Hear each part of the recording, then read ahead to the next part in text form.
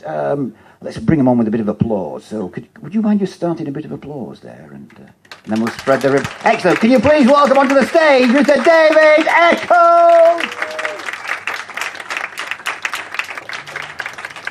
I'm going to talk about a number, which doesn't sound very interesting. This is a number called phi, which is a symbol there, and it's a number that crops up all over nature, in physiology, and in maths. I'm going to talk about how you can see it in product design and all kinds of things. So the number is 1.61, and it's this ratio here that you can see on screen now. So A plus B is to A as A is to B, right? So you can see that proportionally A is the same as A plus B as B is to A. That doesn't make much sense. If you look at it as a visual point of view, so the square A is a square, and then this extra bit, the B, this makes the golden ratio. So, and this shape is called the golden section. You can see this again and again, especially in art. So Renaissance painters use this a lot to frame faces and the way that they compose scenes together. So this is Mona Lisa by Leonardo da Vinci, and of course he was a great mathematician as well, so he used this in all of his work. And the Greeks used it as well. This is a pantheon, so you can see that the height of the building, if you divide that by all these little squares and rectangles, the golden section is used again and again, so you can see the height of the columns, and then the top bit, and then the plinth. All of that is built around the proportions. Closer to home, this is Leeds Town Hall. They obviously kind of replicated lots of Greek architecture. So you can see there that the top of the building, all the way down to where the top of the columns are, is exactly the golden ratio and the golden section. The Civic Hall, again in Leeds, you can see there the shape of the building is exactly proportional to this. So there's something deep in the human psyche where we love this, the shape. It's really aesthetically pleasing to us. If you go up the road slightly, this is Parkinson steps of the Leeds University. This photo obviously taken before kebab shops were invented, because you wouldn't be able to stand here now. So again, you can see the top of the columns in the blue area, and then right up to the top of the roof in the green area. And this shape we use again and again when we're designing products. So a playing card is exactly the golden section. Credit cards, the first iPhone as well was in these proportions. So it's a shape that we like to look at. 16 to 9 TVs as well use it as well.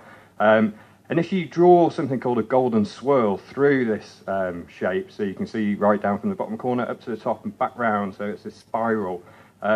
And again, this is used in really interesting ways in graphic design and product design. So you can see here the first iPod, so the proportion of the screen to the kind of control-y bit underneath.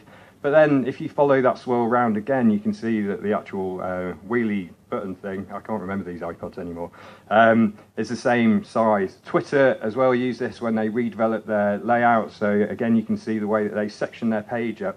And you see this again and again in graphic design. So you call it 2/3, 1/3, and it's a grid system that we use, and it makes everything look good.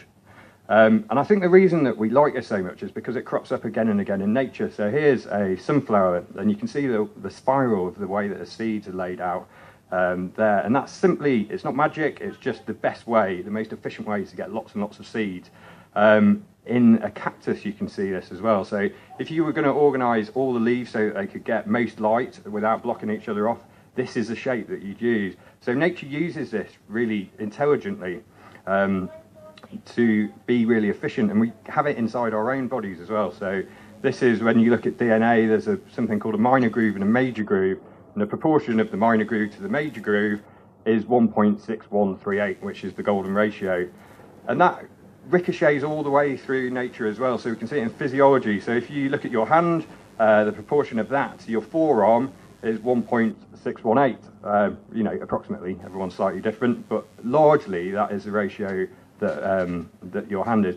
And this is by finger as well. So the end of your, the tip of your finger down to the first joint here is proportionally 1.618 to your knuckle.